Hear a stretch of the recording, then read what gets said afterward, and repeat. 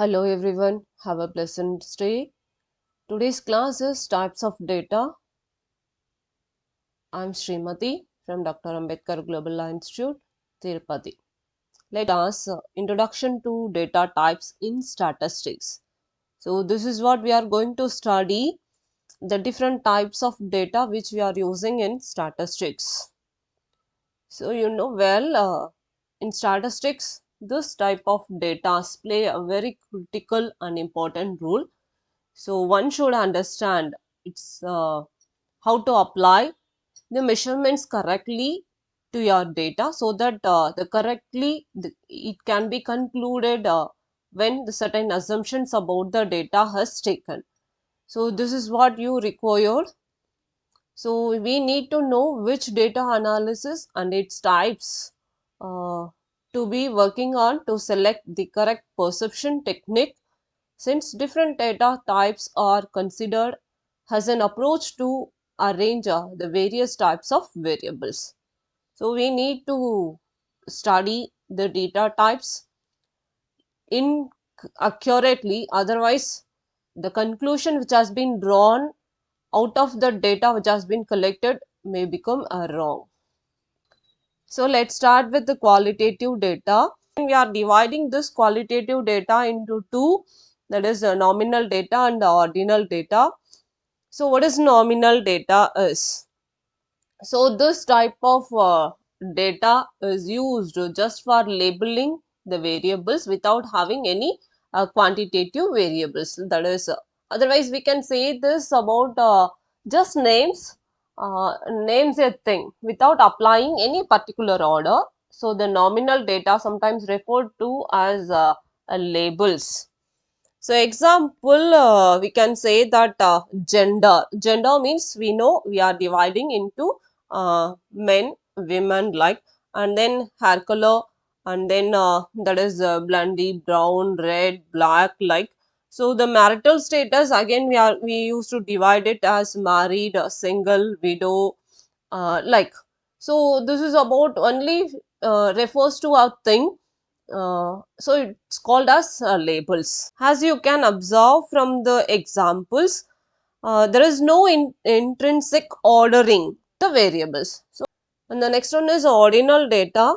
So this is about the crucial difference from the nominal data, and then since where a number is present in the particular order.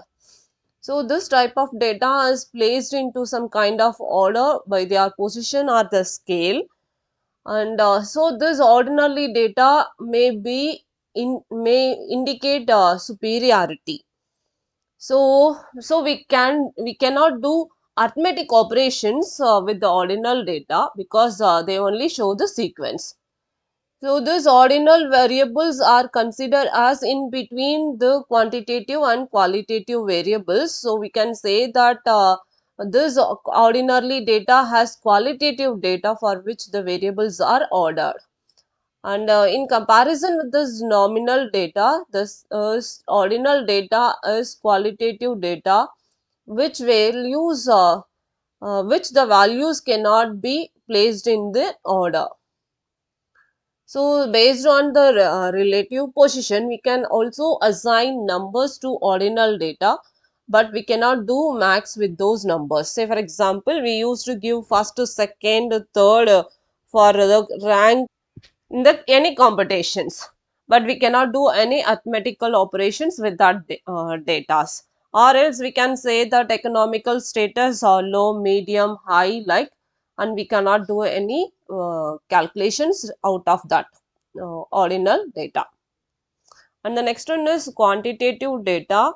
So we are dividing this data, quantitative data, into two: discrete and continuous data.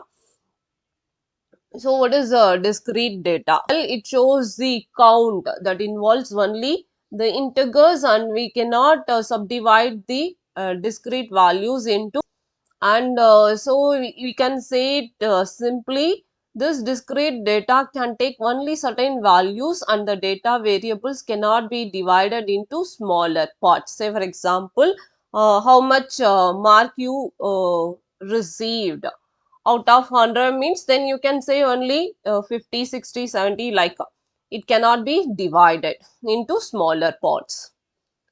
And it has a limited number as possible values. Say for example, days of a month means you have to say only 30 or 31, like.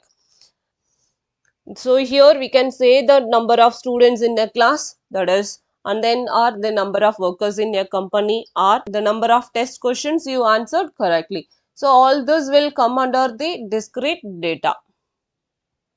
And what is continuous data? So it represents the information that could be meaningfully divided into the finer levels. So this can be measured on a scale or continuum and can have almost any numeric values. This is about a continuous data. So the difference, what is the difference now you want to know? So this discrete types of data is that is in the former. We can record the continuous data at so many different measurements with temperature, time, etc. with so many measurements. But discrete data is only with absolute. This continuous variables can take any value between two numbers.